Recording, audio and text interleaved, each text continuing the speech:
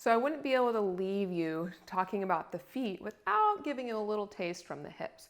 Because even though we spent the last few weeks looking at foot mobility and ankle function, we also want to know that the foot and ankle feed off of what is happening in the hips, just like the hips can feed off what's happening in the ankles.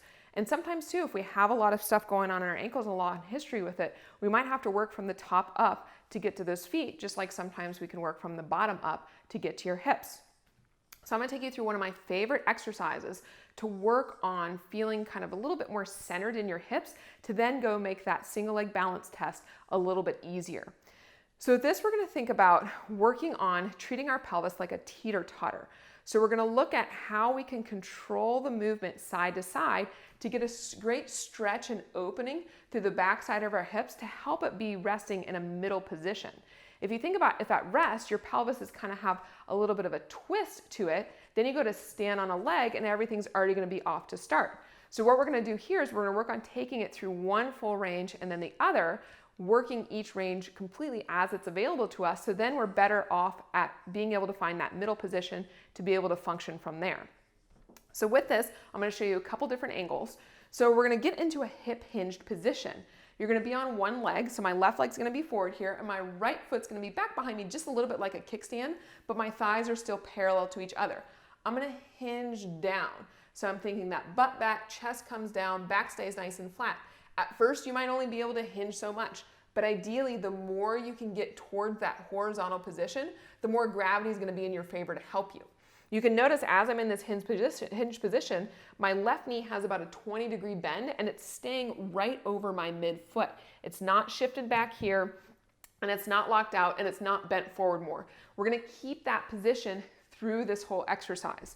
So I'm in this hinge position. You can have hands on something to support you at first. Advanced would be not holding on to anything. And then what I'm going to do here is I'm going to think about taking my right knee and reaching it down towards the ground slowly without letting that left knee change. It's not bending or straightening. It's not moving left or right to feel a stretch in the back side of my left hip.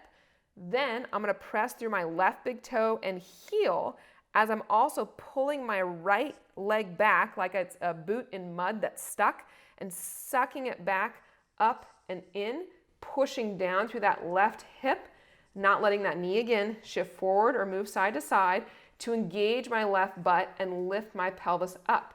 And then you would slowly go down again as much as you can, feeling the beginning, middle, and end, and then press to come back out of it. As I'm going to do it, you're thinking about your pelvis being a teeter-totter. So if you look at my thighs from this position, my thighs stay parallel. You could even put a foam roller or a small ball between your knees to help with that bringing everything in and even help with some adductor engagement. But as my right knee is reaching down, you can see that my left knee isn't going out or in, but staying exactly like it is. Then when I go to press out, my thighs continue to stay parallel and that knee doesn't turn out.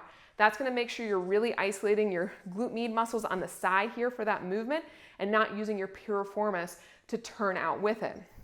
So again, from this angle, I'm going to reach down. There's like a laser pointer on my kneecap pointing straight ahead and then pressing through that left big toe and heel, pulling that right hip back, keeping equal space between my ribs and my hip bones. So I'm not hiking up to get it back, but it's just that side to side movement.